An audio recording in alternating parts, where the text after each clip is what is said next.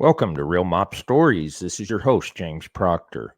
Hope all's well today. Got a couple of stories we're covering today. James of OC Shortz responded to Mikey Scars and RJ on the criticism that Mikey and RJ did on OC Shortz in the show they did on the Frank Cali wiretaps. I want to give a few final thoughts on this and relate it to the mob genre and how we report information, also how we interact together as content creators. In addition, there's some technical confusion regarding the Tommy Reynolds impending release, and I want to explain what all of this means. And then finally, I have an interesting mob story to share with you. I think you'll all enjoy it. So please do me a favor and hit the like button. And if you haven't subscribed to Real Mob Stories with James Proctor, please consider doing so. Without further delay, on to our feature presentation. On Friday, James of OC Shortz did something that I have never seen him do before. And what he did was he did a video where he actually addressed criticism from another content creator. He entitled it his final show, and I took a listen to it and wanted to give you a few thoughts. As I've said on several occasions, I think that both RJ Roger and James with OC Shortz are among the best content creators out there, especially with research. Also, I'd put Scott Bernstein, Jeff Nadeau, and Jeff Canarsie in that group. I actually get along with all five of the people I mentioned, and I correspond with all of them. Each of these five guys have pride and passion and, their type A personalities. They all have a competitive spirit, and that competitive spirit is actually good for the genre as it gets us deeper stories into the history of Cosa Nostra. Each of these guys have their own strengths. RJ Rogers, a deep researcher, has a business mindset, and obviously has a successful brand with Mikey Scars. Then OC Shortz is one of the originals into deep research into organized crime. He just does his thing, doesn't really get involved in the genre, and now he does the show with Sammy Gravano. Scott Bernstein, he's been around for 2 decades. He has a lot of sources on, and he knows more about the current mob happenings than anybody in the genre. Then we have Jeff Nadeau. He gets more guests and interviews and probably breaks more stories than anybody out there in the genre and has a big platform, while Jeff Canarsie is an expert in the history of the mob, especially Philly, and is the best in the genre of researching and talking about court documents related to the Mafia. They all bring their own flavor to this. What we do here is try to give bite-sized nuggets of Mafia stories in 60 seconds or less. We have a society that has a low attention span and not a lot of time, and our viewers don't want to sit through an hour of mob talk. I love the history of Cosa Nostra. I'm proud of what we do here with getting the story out of so many of these guys that no one has ever heard of before. I also like to do analysis of what's happening in the genre and give insights from my long-form content and combine that with interviews and mob stories and deep investigative reporting like the Billy Bat story I did this week. So I try and do a few different things on here, mix it up, and hopefully keep things interesting. With that said, the story of Frank Cali being put on tape by Mikey Scars in 2002, that's actually been out there for a long time. It was something I've known about, and honestly, had figured it had been discussed previously. This situation between RJ and OC Shortz, to me, is actually more about the Sammy Gravano and Mikey Scars beef. There are allegations of James of OC Shortz being controlled by Gravano, but the same can be said that RJ is being controlled by Mikey Scars. I like both of these guys, and I think it's been blown out of proportion. Do I think that James of OC Shortz is purposely trying to go after Mikey Scars and RJ? I've thought about it, and I don't know 100%. I think more than anything, all of us that have bigger followings, we know that we have to go with thumbnails that draw in people. We know that we have to do stories that have some general appeal. One of the things that Lee Cole taught me that was important was doing good thumbnails and making sure that you had titles that drew in viewers. There's so many choices out there for content. And I think part of it is that James saw a story that he thought would bring in viewers.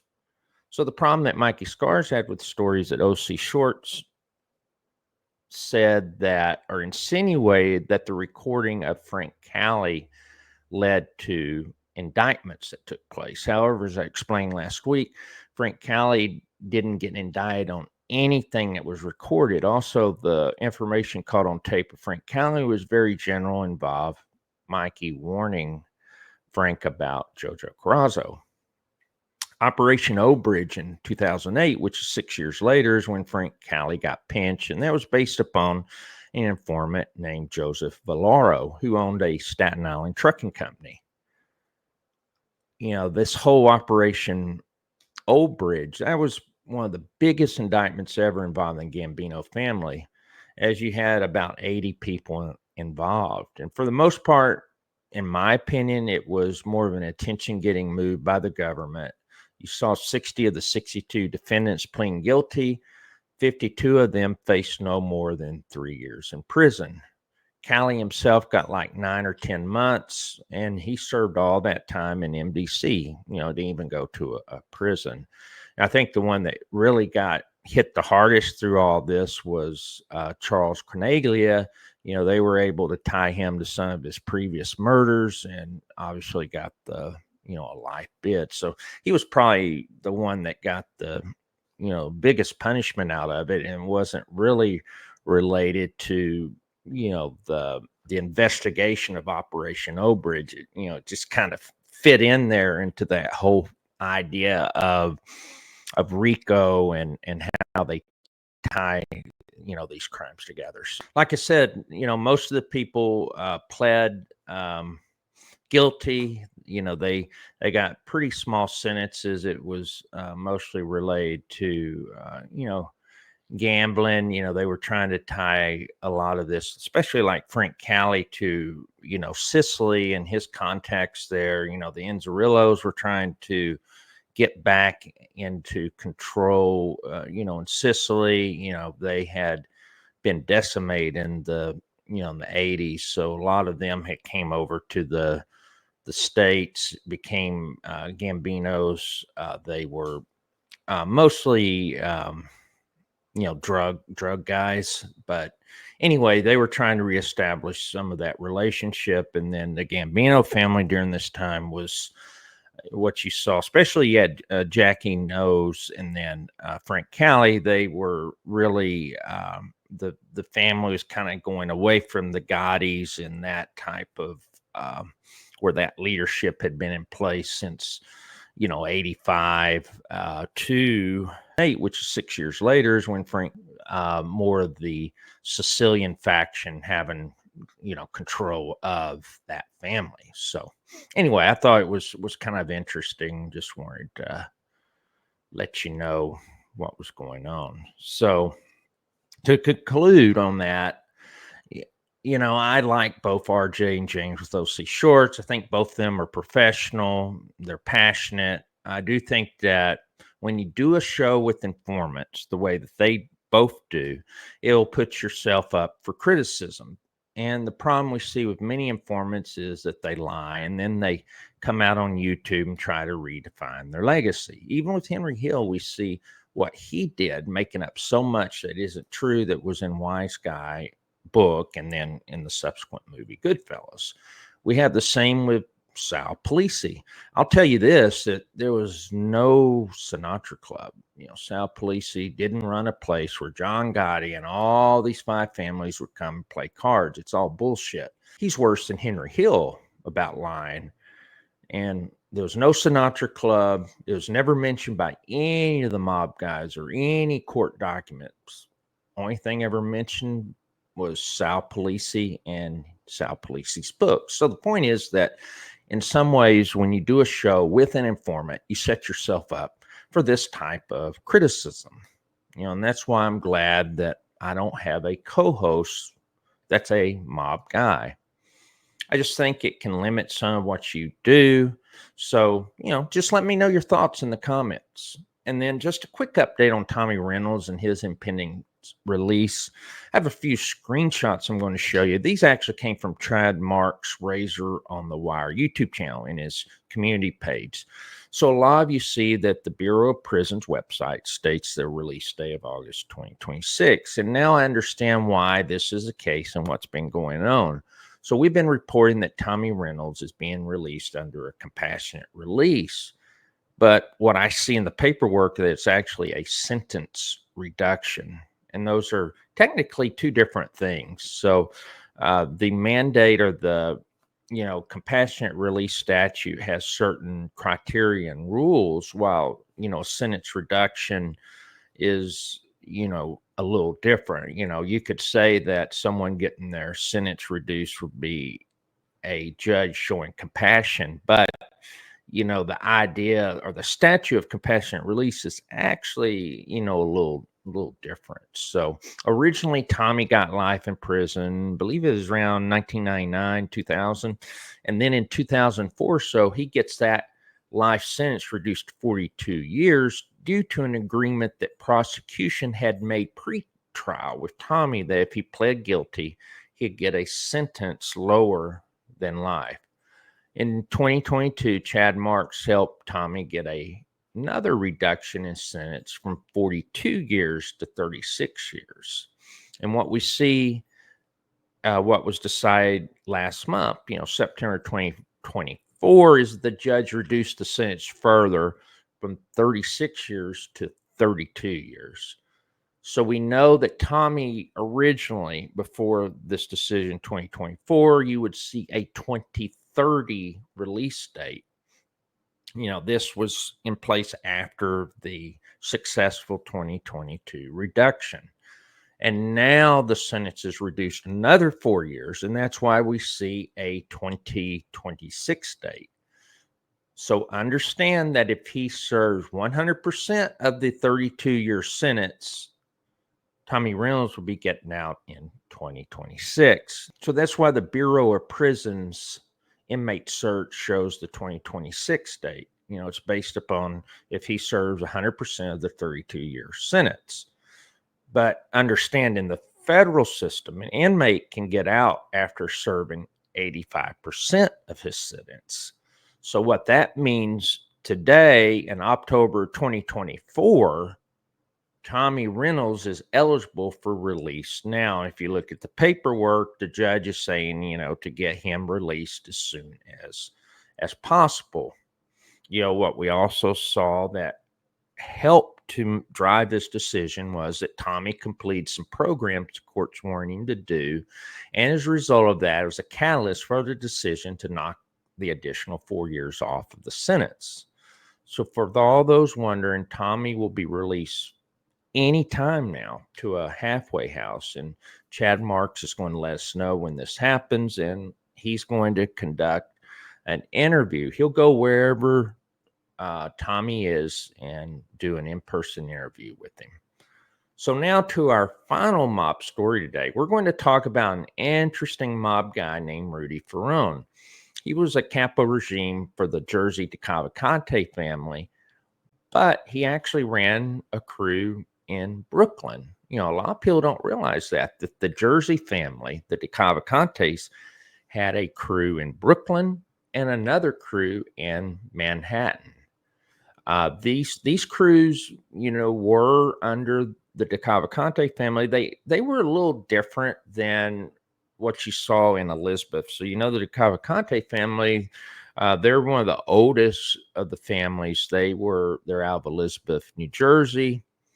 And most of the people, especially in Elizabeth, they're from Ribera, Sicily. And so the people that are in that core part of the Jersey families from Ribera. But, in Brooklyn and the Manhattan crews, you had some people, basically neighborhood guys that are, grew up in that area, and they weren't from Ribera for the most part. So, the families really grew when Sam the plumber was put in as boss. Sam the plumber DeCavalcante, he actually helped to legitimize that family. And a lot of people want to say that they're a farm team, they're a glorified crew, but no, these guys were pretty powerful. Like I said, having crews in Brooklyn and Manhattan. In fact, Sam the Plumber was close to Carlo Gambino. He was close to Joe Bonanno. He was close to pretty much all of them on the commission. And, there was a lot of interest in this Jersey family. And one of the things that a lot of people don't realize is that the commission allowed Sam the Plumber to actually increase the number of made guys when the books were closed. Books were closed in 57, but starting in 1964, Sam the Plumber was given permission to actually grow his family, doubling it in size.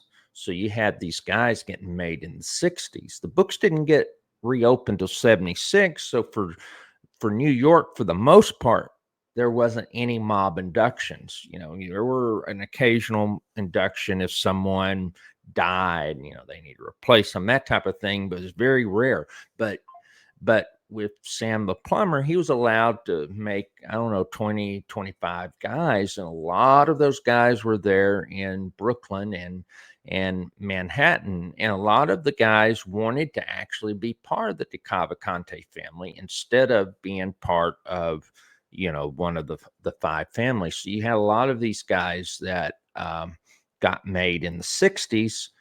And, because they decided to be part of, the Jersey family. So Rudy was born in 1928 in Brooklyn. His parents were from Naples. He grew up in Red Hook. He was got started pretty early in crime. So he did a lot of burglaries and thefts. And he was initially close to the Colombo guys. He grew up around those. The Colombo guys had, the Gallo crew had a lot of those guys in Red Hook. And so as Rudy got older, he got involved in gambling, loan shark, and extortions. And he was also friends with some of the relatives of Joe Bonanno. And so he was a co-owner of the Rex Fish Market in Brooklyn. And that had some relatives of Joe Bonanno in it. By the 60s, Rudy aligned himself with that Brooklyn faction of the DeCavalcante family, and then gets inducted in 1977. He gets promoted in the mid-80s to captain of the Brooklyn faction and was close to Capo Jimmy Rotundo. So you remember, Rotundo ended up getting killed, in his car in his driveway. We still don't know to this day the reason he was taken out, but there's a lot, there's speculation maybe Anthony Gaspipe Casso did it. Casso actually lived close to Jimmy Rotundo.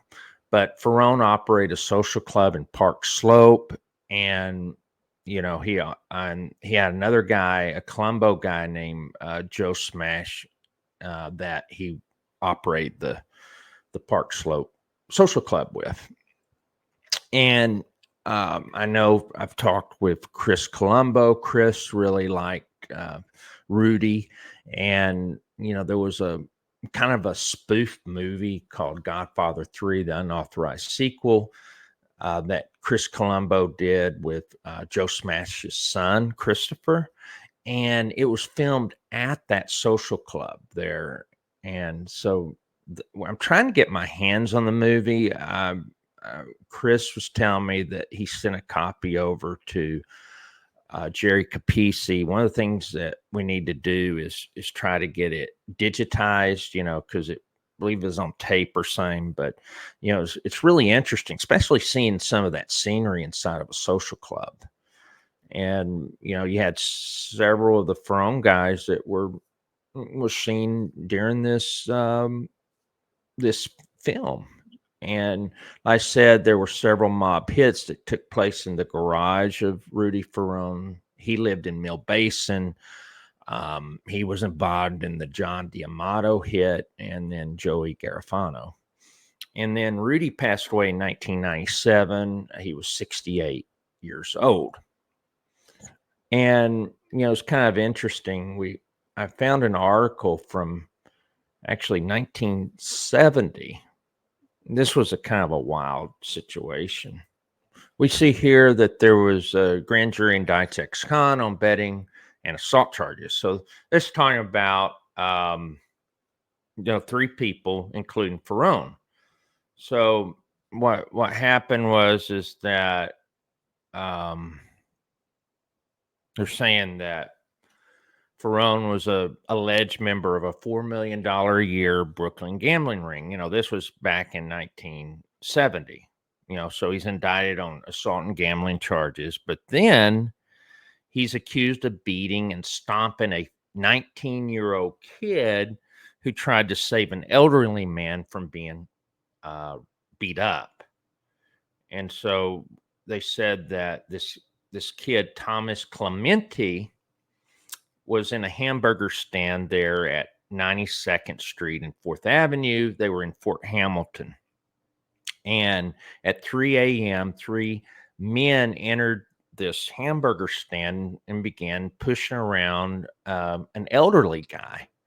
And it got so bad that they started shoving a hamburger into the old man's mouth against his will. And then this kid stepped in and asked the men to, leave him alone. And then the 3 men get mad at Clementi. They chase him out of the street. Chase him out of the restaurant to the street. And then they're saying that Farone and his 2 accomplices knocked Clementi down with several punches, and then followed by what they said. Let's see.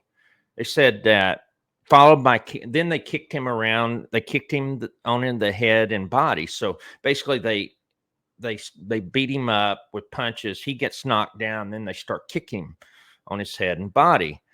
And this guy Clementi notified police what happened. He was taken to a hospital and was there for several days. And then they said that the beating resulted in blurred vision in one eye and then numerous cuts and bruises.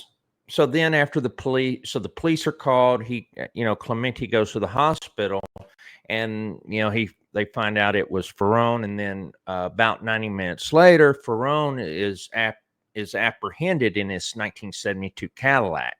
He was in a parking lot, and they found a paper bag with $2,700 in cash, and then also policy slips and gambling records. So anyway, he gets picked up, and he's could be on these charges served 2.5 to 5 years.